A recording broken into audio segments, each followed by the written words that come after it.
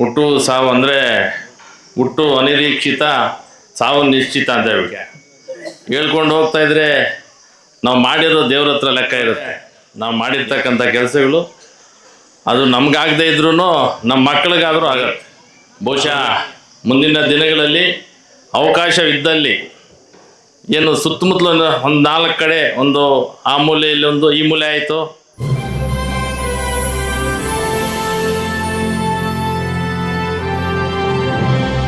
ಬಿಟ್ಟಿದೆ ರಾಜಕಾರಣ ಮಾತಾಡೋಂಗಿಲ್ಲ ಅಂತ ಬಿಟ್ಟು. ಯಾಕಂದ್ರೆ ಮಾತಾಡಿ ರೂಢಿ ಆಗ್ಬಿಟ್ಟಿದೆ.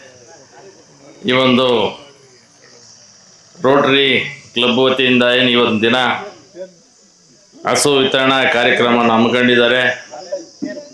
ಈ ಒಂದು ಕಾರ್ಯಕ್ರಮಕ್ಕೆ ಮುಖ್ಯ ಕೇಂದ್ರ ಬಿಂದು ಆಗಿರ್ತಕ್ಕಂಥ ನಮ್ಮ ಗವರ್ನರ್ ಸಾಹೇಬರಾದಂಥ ನಮ್ಮ ಶ್ರೀಧರ್ ಸಾಹೇಬ್ರೆ, ನಮ್ಮ ಹಿರಿಯರು, ನಮ್ಮ ಪಕ್ಷದ ಅಧ್ಯಕ್ಷರು ಆಗಿರ್ತಕ್ಕಂಥ ನಮ್ಮ ನಾಗಣ್ಣವರೇ, ಶ್ರೀನಿವಾಸ ರೆಡ್ಡಿ ಅವರೇ, ನಮ್ಮ ಶಂಕರಪ್ಪನವರೇ, ನಮ್ಮ ಹಿತೈಷಿಗಳು ಏನು ಈ ಒಂದು ವೇದಿಕೆ ಮೇಲೆ ಕೂತಿದ್ದಾರೆ, ಎಲ್ಲರೂ ನಮ್ಮ ಹಿತೈಷಿಗಳು ಹಾಗೂ ವೇದಿಕೆ ಮೇಲೆ ಮುಂದೆ ಕೂತಿರ್ತಕ್ಕಂಥ ಎಲ್ಲ ಸುತ್ತಮುತ್ತಲಿನ ಗ್ರಾಮಸ್ಥರೇ.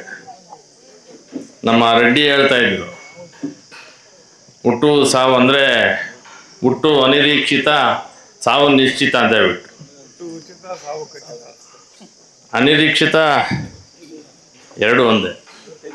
ಆ ಒಂದು ನಿಟ್ಟಿನಲ್ಲಿ ನಾವು ಸೆಂಟ್ರಲ್ಲಿ ಏನು ಮಾಡಿರ್ತೀವಿ ಬಹುಶಃ ಅದೇ ಒಳ್ಳೆಯೋದು. ಜನ ಆಡ್ಕೊಳ್ಳೋದ್ರಲ್ಲಿ ಅರ್ಥ ಇರಲ್ಲ. ನಾವು ಏನು ಮಾಡ್ತೀವಿ ಅದೇ ಮುಖ್ಯ. ಹೇಳ್ಕೊಂಡು ಹೋಗ್ತಾ ಇದ್ರೆ ನಾವು ಮಾಡಿರೋ ದೇವ್ರ ಹತ್ರ ಲೆಕ್ಕ ಇರುತ್ತೆ. ಯಾರೋ ಏನೋ ಹೇಳಿದ್ರು ಮಾಡಿದ್ರು ಅಂತ ಒಬ್ಬರ ಬಗ್ಗೆ ಟೀಕೆ ಅದು ಇದು ಮಾಡೋವಂಥ ಒಂದು ಅವಶ್ಯಕತೆಯೂ ಇಲ್ಲ. ಯಾಕಂತಂದರೆ ನಾವು ಮಾಡಿರ್ತಕ್ಕಂಥ ಕೆಲಸಗಳು ಅದು ನಮಗಾಗದೇ ಇದ್ರೂ ನಮ್ಮ ಮಕ್ಕಳಿಗಾದರೂ ಆಗತ್ತೆ.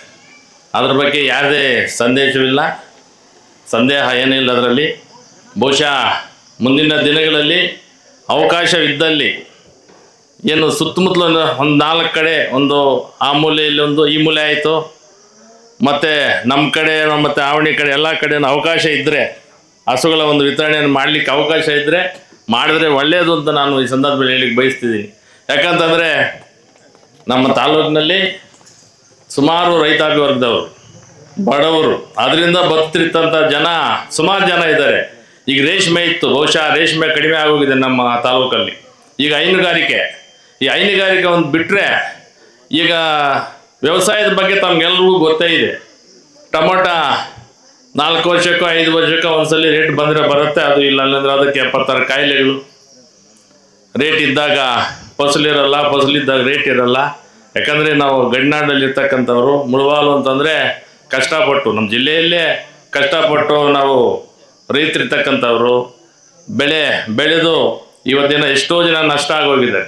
ಬಹುಶಃ ಈ ನಿಟ್ಟಿನಲ್ಲಿ ಏನು ಅಂತಂದರೆ ನಮ್ಮ ರೈತಾಪಿ ವರ್ಗದವ್ರಿಗೆ ಅನುಕೂಲ ಆಗಲಿ, ಈ ಹಸುಗಳ ಒಂದು ವಿತರಣೆಯಿಂದ ಅವರ ಒಂದು ಕುಟುಂಬಗಳನ್ನು ಪೋಷಣೆ ಮಾಡಿಕೊಳ್ಳಿಕ್ಕೆ ಅನುಕೂಲ ಆಗ್ತದೆ, ನೆನೆಸ್ಕೋತಾರೆ ಜನ. ಇವತ್ತು ದಿನ ಏನು ನಮ್ಮ ಪ್ರಭಾಕರ್ ಅವರು ಏನು ಇದು ರೋಟರಿ ವ್ಯವಸ್ಥೆಯಿಂದ ಏನು ಮಾಡಿದ್ದಾರೆ, ಬಹುಶಃ ಅದು 50-50 ಅನಿಸುತ್ತೆ. ಅರ್ಧ ರೋಟರಿಯಿಂದ ಬಂದರೆ ಇನ್ನು ಅರ್ಧ ಫಲಾನುಭವಿಯಿಂದ, ದಾನಿಗಳಿಂದ ಕೊಡುವಂಥದ್ದು. ಯಾರಾದರೂ ಕೊಡ್ಬೋದು ದಾನಿಗಳು. ಆ ಒಂದು ನಿಟ್ಟಿನಲ್ಲಿ ಒಂದು ಒಳ್ಳೆಯ ಕಾರ್ಯಕ್ರಮ. ಬಹುಶಃ ಇಂಥ ಕಾರ್ಯಕ್ರಮಗಳು ಇನ್ನೂ ಸುಮಾರು ಹಮ್ಮಿಕೊಳ್ಳಿ, ಮುಂದೆ ಜನಗಳಿಗೆ ಒಳ್ಳೆಯದಾಗಲಿ ಅಂತ ಈ ಸಂದರ್ಭದಲ್ಲಿ ಹೇಳ್ತಾ ಏನು ಇಲ್ಲಿ ಕರೆಸಿ 4 ಮಾತಾಡಲು ಅವಕಾಶ ತಗೊಟ್ಟು ತಮ್ಮೆಲ್ಲರಿಗೂ ಒಂದಿಸ್ತಾ ನಾನು ಮಾತನ್ನು ಮುಗಿಸ್ತಾ ಇದ್ದೀನಿ. ಜೈ ಹಿಂದ್, ಜೈ ಕರ್ನಾಟಕ.